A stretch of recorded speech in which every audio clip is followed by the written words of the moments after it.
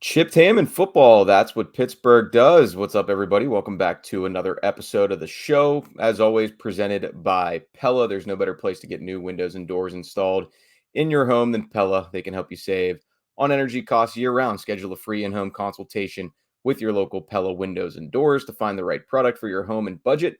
Give them a call at 866 593 1560 to discuss your project further. That's 866 593 1560.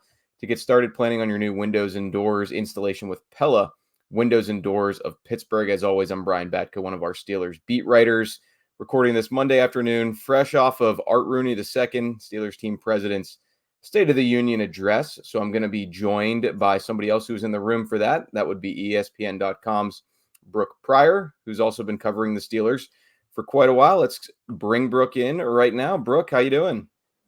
I feel enlightened and energized by talking to Art Rooney II. How couldn't you? So I'm great. Plus the afternoon Diet Pepsi that I'm drinking, courtesy of the Steelers from one of their, I believe, playoff practices where they fed us lunch.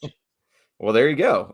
I was going to say, we've both been covering the team since 2019. You've been to, I guess this is the fifth one of these season wrap-up pressers that you've been to at this point, and we've got a lot to get into, from Art Rooney II's comments, from Kenny Pickett, Mason Rudolph, Mike Tomlin. But let's just start with Art himself, the man at the top. I mean, did he seem any different to you, Brooke, than in previous years of sitting in that room around the table with the other reporters and sort of getting our chance to lob some questions his way that he hasn't addressed since the Steelers had gone through a 17, or in this case, 18 game slate of ups and downs? I think that Art is very much always the same person, right? Like, he's very even keeled. He's pretty, at least to us, soft spoken. I mean, he's just very he is very consistent, I will say. I mean, I think that he kind of mirrors the rest of the organization in that he's done something a certain way forever and he's going to keep doing it that way. But to me, I noticed similar themes that I felt like I noticed when we talked with Mike Tomlin, in that while they're going to be consistent and they're going to give the same kind of message, their cracks are starting to show. They're starting to realize and say externally, things have to change. We're getting impatient with not winning. There is a sense of urgency. And I think that the acknowledgement that, hey, we have to look around the league and see what's working. It's not that the standard isn't the standard. It's not that the Steeler way is not the way anymore. But I think that there was some acknowledgement from him in how he spoke, in what he said, that maybe we can't just live on an island in Pittsburgh, that maybe we need to take a look around the rest of the league and realize that we can incorporate some of these things in moving forward to get this organization back to the tier that they expect to be on. Yeah, I think you said it great there, that the head of the organization is always going to be careful with what he says. Any quote from Art Rooney II is going to have the right phrasing, the appropriate caveat that goes with it. I mean, that's just how he is. You're never going to be dealing with a fire and brimstone type of owner like a Jerry Jones or Al Davis in his heyday. Probably not even Mark Davis with the way he talks sometimes publicly in running the Raiders. But yeah, I mean, even though I'd never necessarily been in on those briefings, that he said we've had enough of this, meaning himself, Mike Tomlin, and which I thought was notable, he's acknowledging the veteran players like Cam Hayward and TJ Watt, who, they're not going to be around forever, especially somebody like Cam Hayward. There's more in the bottom of the hourglass than the top with him, and with TJ Watt, still hasn't even won a playoff game in his time in Pittsburgh. So, yeah, I mean, to say that and to use the word impatient, a little impatient, but impatient nonetheless. A little. He couched it. Yeah, impatient nonetheless with, that was when he was asked about 7 years now without the playoff win and obviously a 5-game losing streak in the postseason. Yeah, I mean, I think you got less of the 2022 response, which was, look at how we improved throughout the season. We got better down the stretch. We're encouraged by the results. He sort of mentioned that at the end when he was talking about the job that Mike Tomlin's doing and how he sort of evaluates him. But Yeah, I mean, it was just interesting because this is, I guess, the structure of the offseason right now. This is the first time in a while that the collective media has talked to Art when Mike Tomlin's his future's not in jeopardy, but the contract status is less firm than it has been in previous seasons. And that was probably the area of which he, his 25-minute comments were the least expansive is when that topic came up. Yes, I definitely noticed that, because that was the last question. I'd been kind of trying to figure out for the better part of that 20-minute session how to phrase it, how to. I think when you approach asking Art Rooney questions, you do so in the same way that at least I try to formulate questions to Mike Tomlin, thinking like, okay, they're going to be very calculated with how they answer this, so I need to be very calculated in how I ask this. 17 years, they've heard it all. Well, They even longer have. in Art's case. So They truly have. They are pros. It is very much a chess match, one that I enjoy sometimes, because you can't just throw out a talk about the extension status. Like you've right. got to be very pointed. And so the thing that we closed this availability on was I asked him, how does, understanding that you still have confidence in Mike and his ability to connect with the players, does your impatience at where you are as an organization affect the terms of the contract extension that you're working out with Mike Tomlin? And I was a little, I think I lost track of how I was phrasing it in the moment because I was trying to get those puzzle pieces all right in line. But the gist of the question that I was asking him, and he understood this, I think, is you're impatient. Are you going to keep giving him 3 or 4 year extensions, or is this going to turn into a year by year deal so that if you're still not having success in a year or two, that gives you an easier out to move on from Mike Tomlin? And Art said, that's not something that he's going to discuss right now. He's keeping that between him and Mike Tomlin's representatives. But I think that he was definitely very clipped when asked about when is this extension going to happen? Is there a sense of urgency because of the offensive coordinator hire? All of kind of the details of that. And I thought it was interesting that while Mike came out and said in his end of season that he expected to get a contract extension, I don't think at any point, and maybe it's just because Art felt it was understood, there was no, we are extending Mike Tomlin, we are just waiting for the ink to dry kind of thing. I thought that was significant, that there was no definitive, outside of him saying, I still believe in Mike Tomlin, I still think he's the guy that can win a championship here. That's why we're moving forward with him. I just would have liked to hear a little bit more definitiveness in talking about the extension. Yeah, he was certainly verbose in his praise of Tomlin when it came to the job that he thinks he can still do as a head coach. But certainly, I mean, when you get into negotiations, it's a business at the end of the day. That's really the only time that those two are not in lockstep trying to accomplish a task. They're actually at odds in both trying to extract as much value as they can out of the other. That is that is the essence of negotiations, whether it's team player, team coach, what have you. So yeah, I mean, maybe it's all much ado about nothing, but I do think that, when he was asked also pointedly that, why he didn't extend Tomlin this time last year, he just kind of said there's no particular reason. So I think when it comes to these contracts, maybe it's more, hey, pay attention to what he does, not what he says. So we'll see. I mean, I'm sure that'll get done at some point, but even Art himself just said kind of it'll get done when it gets done. So you don't want to tip your hand too much, I suppose, in that realm.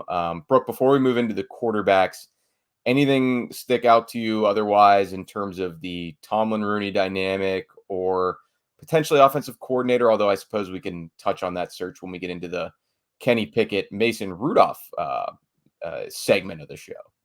I thought it was interesting. I asked him about what he wants to see in an offensive coordinator and how much he's going to influence that decision. That he very much jumped out at the start and said, like, first and foremost, this is Mike's decision. This is Mike's hire. I'm not going to try to muddy the waters in the line of communication by, weighing in here. He was like, but that being said, I do consult with Mike and Omar. to me, it's a yes, I think what you would expect him to say, but in doing it as clearly as he did, it felt like almost a challenge and almost like it underscores the significance of this offensive coordinator hire for Mike Tomlin. That this hire, I think, is going to dictate Mike Tomlin's future in Pittsburgh. Because if he doesn't get this hire right, that puts even more pressure on him. I mean, he hasn't made a ton of coordinator hires in his time here. Hasn't made a lot of offensive coordinator hires. Hasn't made one from outside the building that didn't have a lot of Art Rooney's influence when they brought in Todd Haley. So I feel like that was Art saying, this has got to go right. And I'm going to, Mike has all the power here. We're following his lead, even though a week earlier or 2 weeks earlier, whatever it was when we talked to Mike Tomlin, he said, well, it's going to be the three of us in one, him, Art Rooney, and Omar Khan. But I feel like that was almost a challenge. I feel that Art was issuing.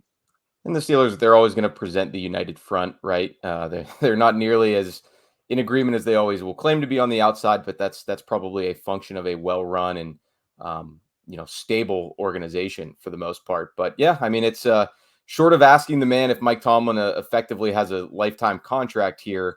I think we kind of tried to do our best at getting to the crux of the issue right now with the man at the top of the football side of the organization. And it was Art Rooney himself who said last year, I believe it was in the one-on-one sit down he had with Missy Matthews from Steelers.com, that he doesn't evaluate Mike Tomlin on much other than he's glad he's the coach. So, that was sort of said today again, or excuse me, Monday. We're taping this on Monday just in case something crazy happens within the next 12 hours. He sort of said that again Monday, but things always have a little bit of a different tone and tenor to them in a contract year, of course. All right, yeah, we're going to get to Pickett and Rudolph first. A word from Goldberg, Persky, and White. If you've been diagnosed with mesothelioma or lung cancer, call your local attorneys at Goldberg, Persky, and White. For more than 40 years, their firm has represented thousands of lung cancer and mesothelioma victims. Call 1-800-COMPLEX or visit gpwlaw.com for your free consultation. And Propel's 13 public charter schools in Allegheny County build a solid academic foundation for lifelong learning and offer more personalized instruction at every level during your child's kindergarten through 12th grade education journey. So give your children the quality education they deserve. Check out Propel Schools. You can apply and learn more by visiting them at propelschools.org. Brooke, Art Rooney II hopes Kenny Pickett will propel himself into a better year 3. What did you make of his comments on Kenny? And they were always kind of tied to Mason Rudolph as well. At least my feel for it was, and this kind of might jibe with sort of how the fan base is feeling right now, that the team president was far more willing to praise Rudolph, and it was far more of a, we understand it's not looking right thus far for our 2022 first round pick, and kind of the progress needs to be there in year 3, or this conversation is going to be a lot different next January. That's absolutely what I heard.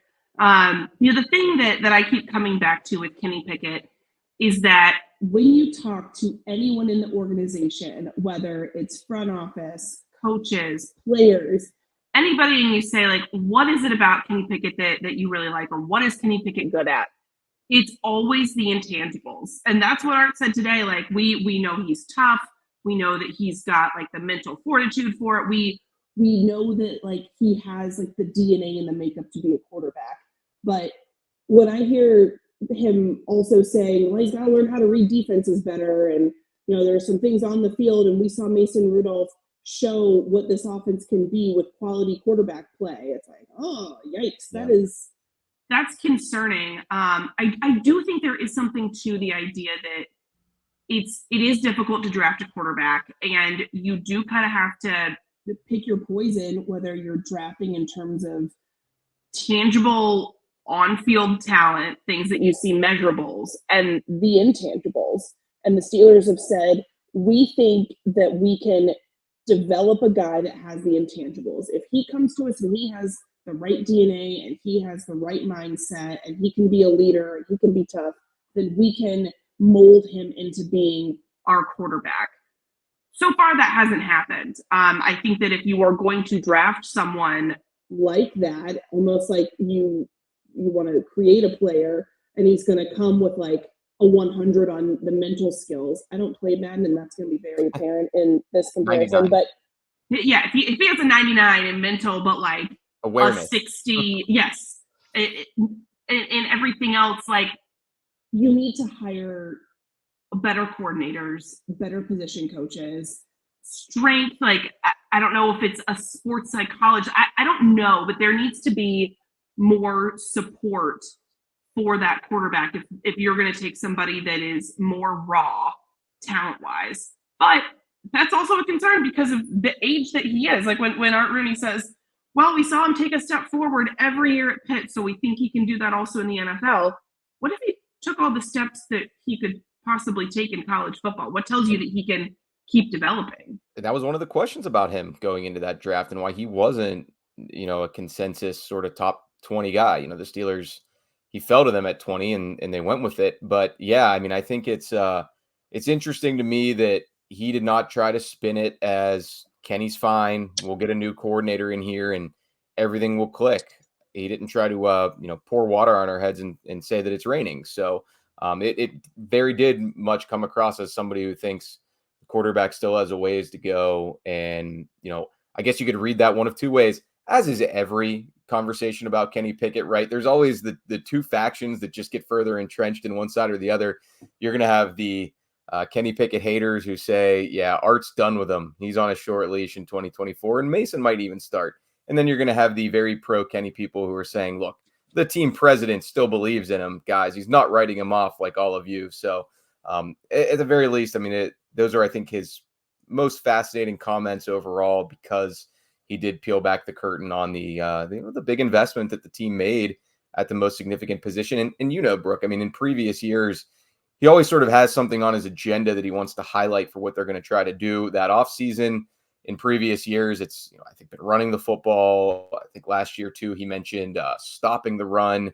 So, I mean, there's always little things he wants to highlight. This, though, I mean, not much you can really do about it in the offseason. I did not get the sense that they're going to really hit the free agent market hard or look into the draft, and unless he's really in all the comments about being interested in bringing back Mason Rudolph. I think maybe other teams you would sort of wonder, okay, are they trying to, drive up his price because they don't really believe in him? I don't think the Steelers tend to be that sort of deceitful. I think they're more straightforward, and what they're telling you for the most part is how they're feeling. So he was fairly candid about he doesn't even know if they've seen Mason Rudolph's ceiling yet. Yeah, and I think almost you have to wonder, is Mason Rudolph's development a positive for Kenny Pickett's trajectory? Like, I thought it was very interesting what Art said about that you see guys in the league all the time that have the intangibles and it takes them 3 or 4 years and then it just clicks. Mason Rudolph was here longer than that. He didn't have the same luxury as far as, working through it for 3 or 4 years on the field. Like, he got the 19th season in and out because of Ben's injury, and then very much was a background guy for the last couple of years and was really only mentioned as like kind of a joke. I mean, he was the punchline in a lot of stuff. Like, well, the Steelers have a quarterback competition between Kenny Pickett and Mitch Trubisky. Oh yeah, and Mason Rudolph too. Like, he was very much an afterthought.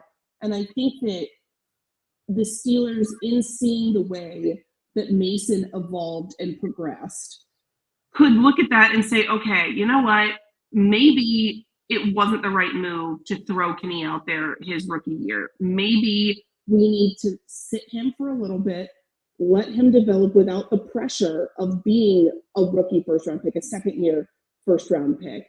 Give another guy a chance. To me, and I don't know if they'll do this, but I wish they would. It, to me, goes back to the way that his career was managed in the first place. I think that his situation has been mismanaged from the start, and they're now in a really tough position because in ripping the Band-Aid off the way they did in the middle of his rookie season, or 4 games into the rookie season, like, without giving him the opportunity to work with everybody. I mean, the story's been told a million times, but I think that it just threw a wrench in the timeline. And then you think, okay, well, he's going to make this big jump in the seconds, and going into a second season, he's got a full off season, but like, it's still just, I think it's going to help him tremendously to have a new offensive staff come in there and kind of maybe let things cool off a little bit. Let some of the Kenny Pickett discourse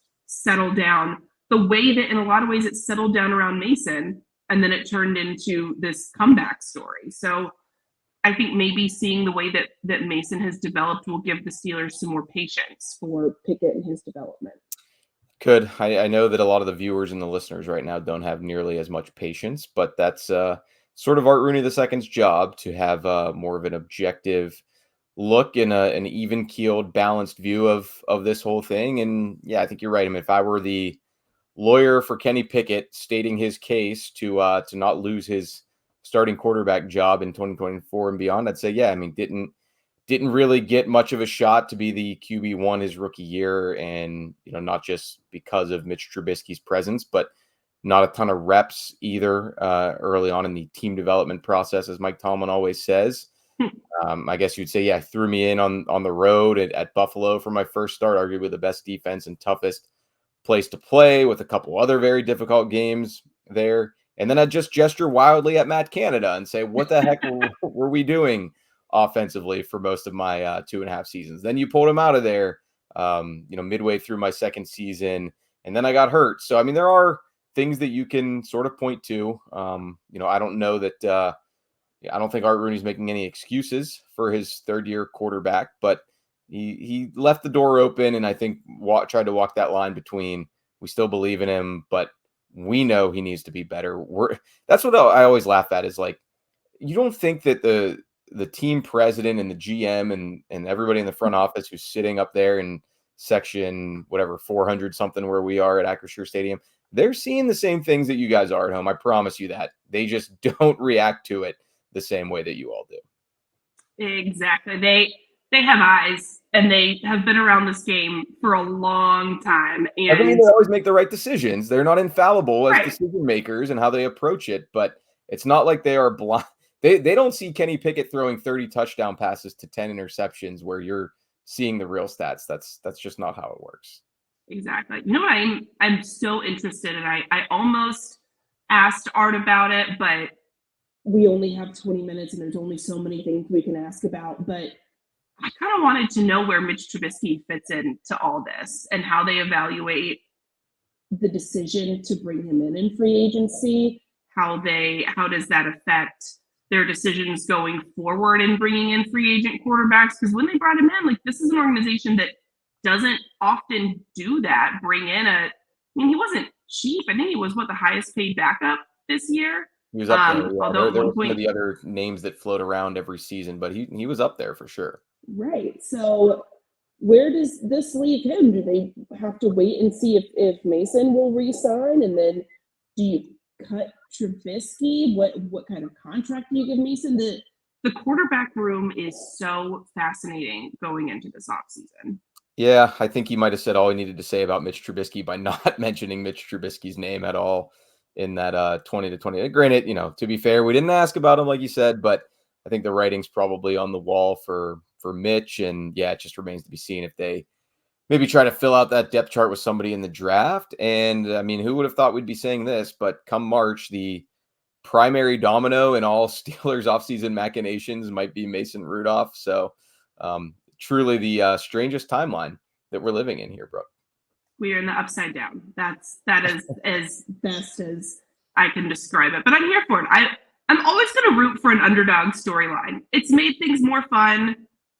And you could go back and look at your transcript from 2023. I wouldn't be surprised if Art didn't get asked about or mention Mason either at that point. I mean, I'm sure it was all things Kenny. Most people just expected Mason wasn't going to be back in 2024. Mason didn't think Mason was going to be back in 2023. Yeah. So who knows? It's amazing how much can change in a year, and maybe we'll do this again next year. Is there anything else you wanted to add before we get out of here? I thought it was interesting that Art was asked about stadium improvements. That's something that, once again, I think that the Steelers are very much an organization at a crossroads right now. They are, I think, starting to recognize that just being the Steelers isn't enough, or it doesn't carry the same weight that it used to in terms of off-season success, or postseason success, in terms of being a destination for free agents, in terms of, overall view of the organization. I think for a long time, the Steelers have been a top-tier NFL organization because of the sustained success that they had, and then in the 70s, and that has come back in long spurts throughout the last couple of decades, and now they've hit this lull, and they can't just. The Steeler way is not going to carry them forward in 2024 and beyond. It can be a foundation, but they've got to add some support beams, or else you risk being kind of a dwarf organization, a dwarf star organization, that's just kind of middle of the pack. Yeah. Yes. I mean, I think people still people still appreciate the stability and consistency of the Steelers from the outside, but when that consistency is consistently being average or slightly above, not really moving the meter too much. So it'll be interesting to see how much this is an off season of innovation for them, and that's going to start with this offensive coordinator search, which we will be discussing much more throughout the week here, I'm sure, on the Post-Gazette YouTube channel and at post-gazette.com. Obviously, the interviews thus far: Arthur Smith, Gerard Johnson, and Thomas Brown. Thanks again to Brooke Pryor from ESPN for joining us. She will be covering much of that as well, along with myself, Jerry Dulac, and Ray Fittipaldo here for the PG. I'm Brian Batko. Thanks, as always, for watching. Chris Carter will be back with you on the North Shore Drive Wednesday. As for that, keep it locked on the website, and we will have plenty of good stuff here to get you through the Steelers offseason that, in a lot of ways, is really just beginning. We'll talk to you then.